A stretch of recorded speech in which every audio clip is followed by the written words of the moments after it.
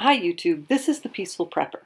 Today I want to show you an emergency evacuation kit for the bedroom that I'm just putting together.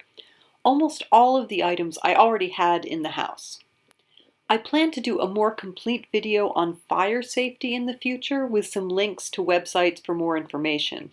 Here I'm just exploring some supplies that may be useful to have easy access to if you're woken in the middle of the night and need to get out of the building for a variety of reasons. Fire is one of them, but not the only one. In case you're wondering, this picture is not a picture of my own bedroom. And from the looks of it, finding escape routes from this bedroom would be quite a bit easier than the typical urban apartment bedroom. But I needed a taste of a warm climate since it's snowing here today, so I chose that picture. Here are some of my thoughts as to how a kit like this could be helpful. There are different kinds of events that could force you to evacuate from your home in the middle of the night. Fire, a carbon monoxide leak, a home invasion, some kind of structural damage. A tree could fall through your roof. High winds could send projectiles through windows. A car could drive into your first floor, which is probably less likely, but it's happened. And of course the classic sneaking out of your bedroom because your parents won't let you go out. I am just kidding there. For any teenagers who might be watching this, parents setting rules does not constitute an emergency, even if it's terribly unfair. So some of the possible difficulties in getting out of the house, or just to a different area of the house, depending on the situation, are blocked pathways and exits, glass or other debris on the ground or falling, opening a stuck window or breaking the glass to create an exit, going out the window, and if you're above the first floor, climbing down a ladder. Ideally, this kit would help you get out of the room as quickly as possible. Depending on the urgency and type of situation, you may not pull out this kit at all because it would slow you down. So this is the box that for now I've put everything in. And I have a fairly high bed with a lot of space, so this can slide right under my bed. It wouldn't fit. You'd need a much lower one for a lot of beds. So let me show you what's in it.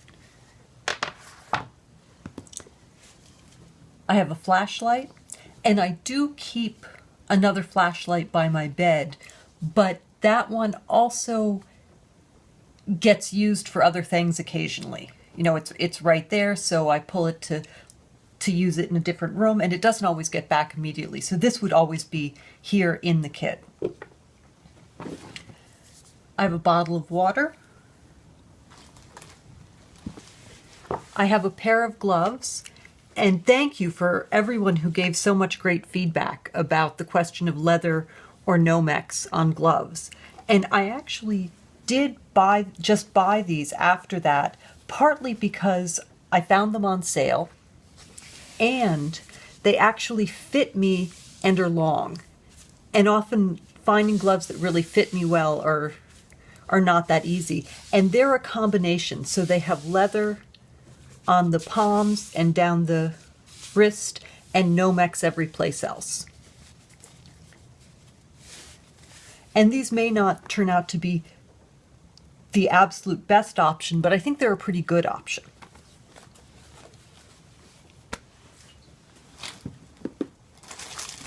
I have an N95 mask, which these N95 masks are good for particles, breathing in particles, but wouldn't be good for carbon monoxide, the chemicals that can be released in a fire as various objects burn.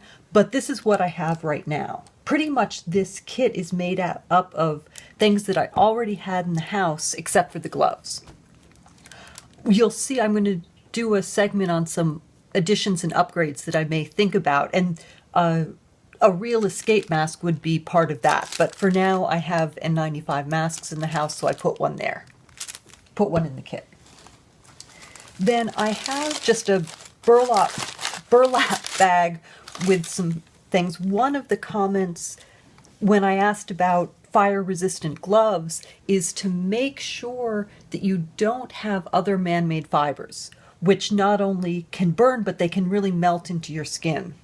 And I have some cotton canvas bags, but I use them all the time to get groceries. But I did have this burlap bag that might be useful, might not be. All of this will really depend on the circumstances. It can be a backpack, you can just carry it, but I had some small things that I wanted. But I have just a little bag with extra house keys, car keys, an old driver's license. I actually took the old driver's license from the waste wallet that I had in my bug out bag and replaced that with an old passport, because there's room in that. And this is even smaller. So I have an old driver's license if I need some kind of ID, and a $20 bill.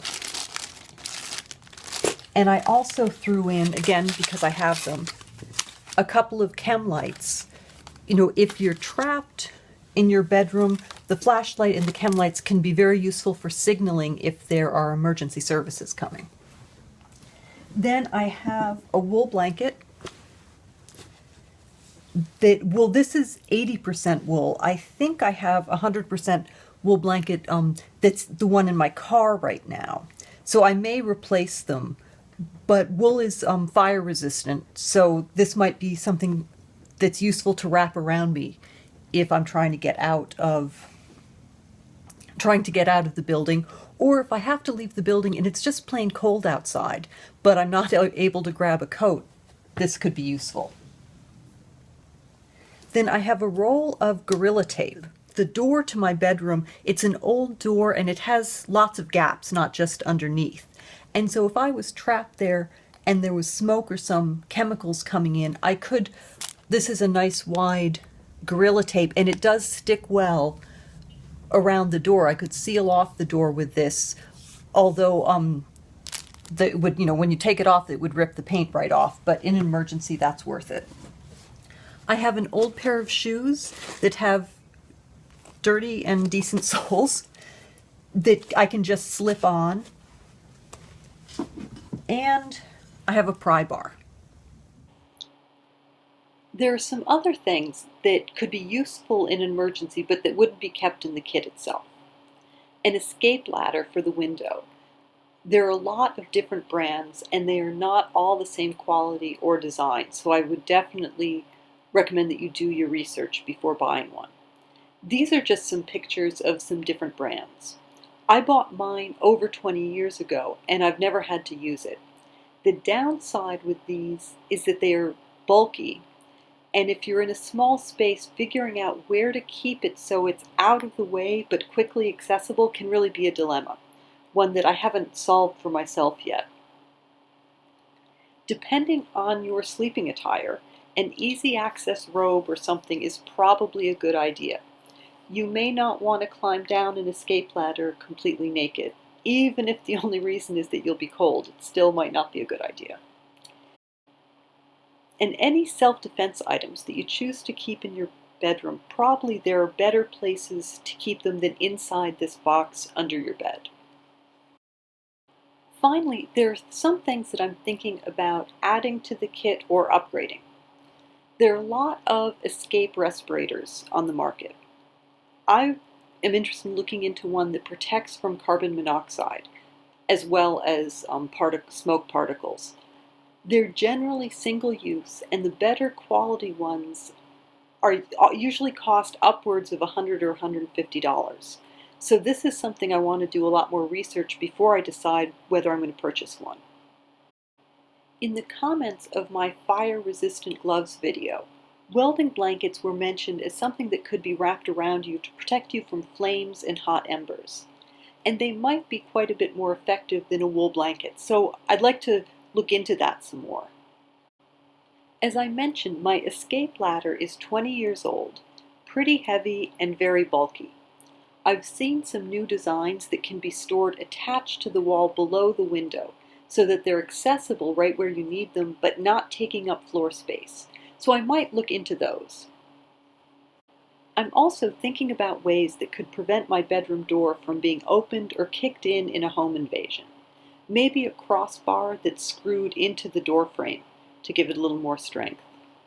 And I have a fire extinguisher and I have a fire suppression blanket that I keep in the kitchen for a stove fire. I want to look into the current fire safety recommendations because maybe some kind of fire suppression device would be helpful to have in the bedroom if the fire starts in the bedroom. And I forgot to write this down, but if you're concerned about falling debris, a hard hat might be a good idea. As I said, I just recently started thinking about this and putting it together. I'm interested if you have anything like this in your bedroom. I know particularly for areas with frequent earthquakes, some of these things are recommended. Any suggestions for additions or ways to streamline the kit are always welcome. Thanks so much for watching. Be safe, be happy.